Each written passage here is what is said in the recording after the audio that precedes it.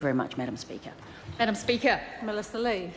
Thank you, Madam Speaker. It's a great pleasure to rise to speak on this address and reply debate. But first of all, I'd like to congratulate you, Madam Speaker. I think this was the first opportunity I've had to actually congratulate you on your election to Assistant Speaker.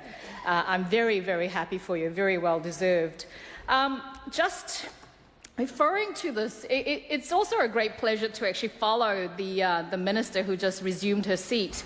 Honourable Jenny Salisa is a good sort, and when she's actually sort of talking about Mother Teresa, I was just sitting here reflecting. Perhaps she needs the quality of Mother Teresa to be on that side of the House to deal with her coalition partners. To her left, the New Zealand First, and to her right, the Green Party. So I wish you good luck, my friend.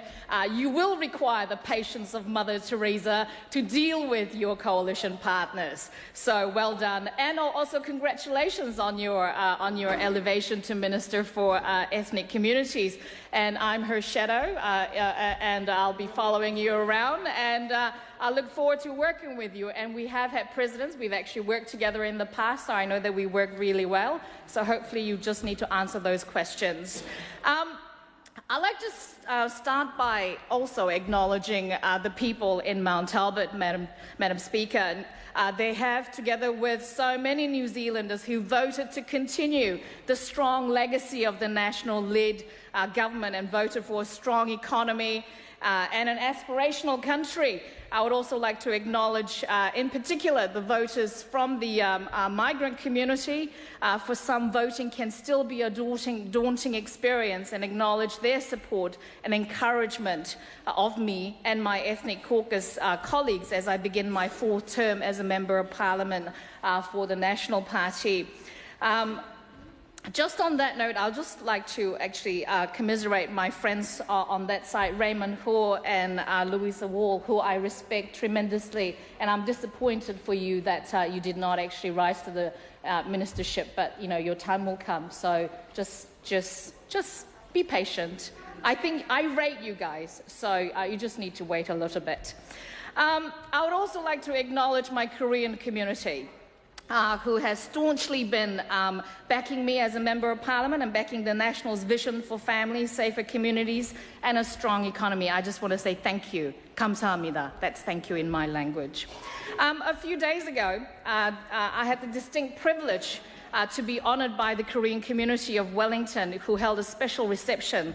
Apparently, being a fourth-term member in Korea is quite a big deal, so they decided to do a big dinner. And I just want to say thank you. Thank you for coming along, and thank you for honouring me. And I think it's wonderful that we live in a country that celebrates diversity. I was also reflecting back to my maiden speech. And part of the, it was also during that part of the address and reply debate where I noted how important it was for Asian New Zealanders to be participating in New Zealand's democracy. And I quote, "Voting is the ultimate realization that we live in a democracy," unquote.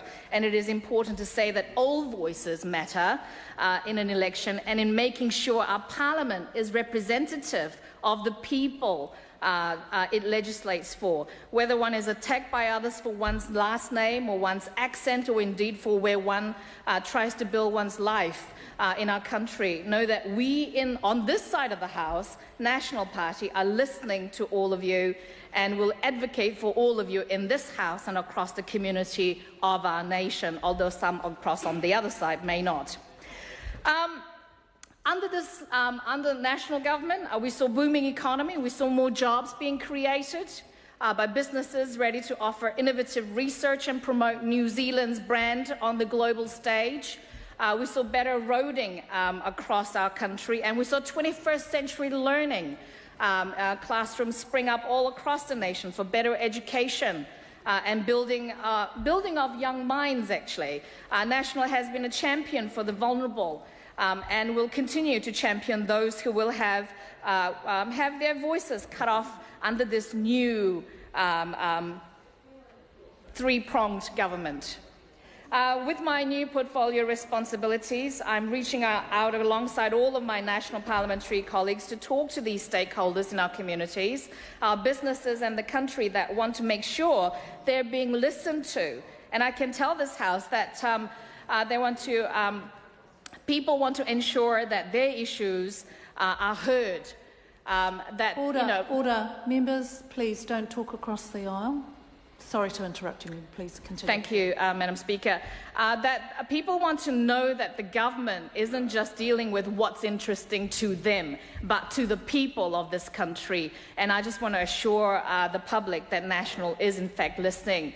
As of this morning, I've actually written to hundreds of stakeholders and community leaders across the broadcasting, communications, digital media and ethnic communities and started meeting with them to listen to their needs. And these are people that are already speaking out about their concerns for the future of New Zealand's migrant communities and for the future of good telecommunications as well. They're concerned because they're unsure what is in store for them. And they want to know, they want to have transparency, they want to know where they are headed.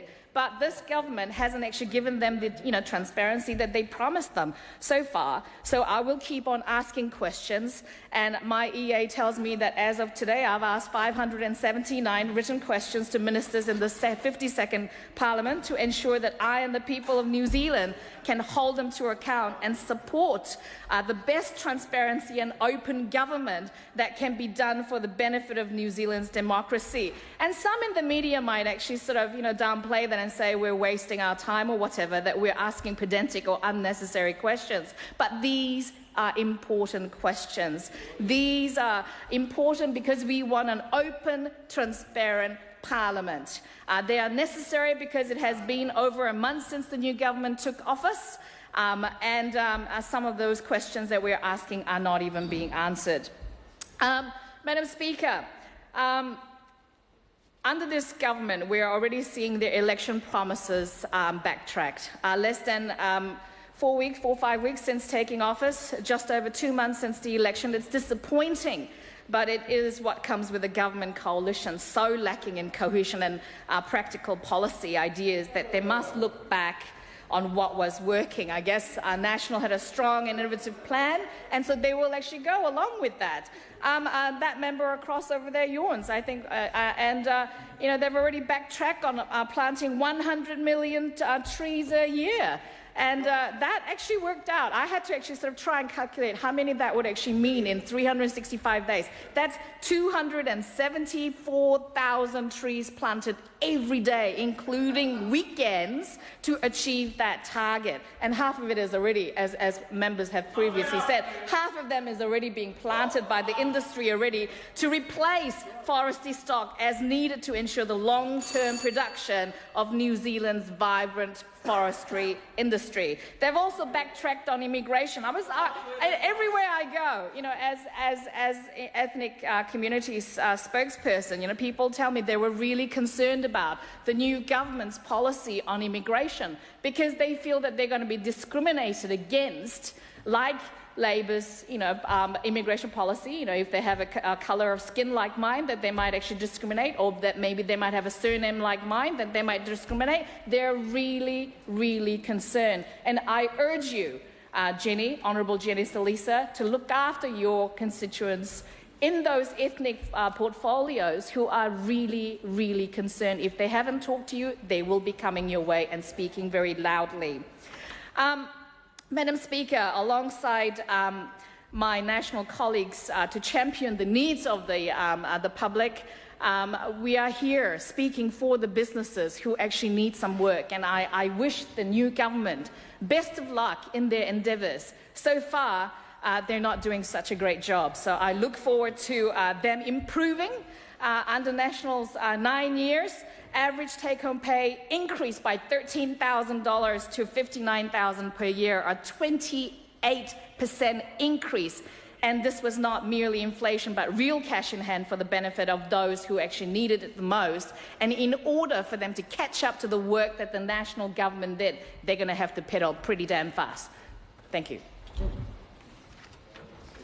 Todd Muller. Tēnā koe, Madam Speaker, and as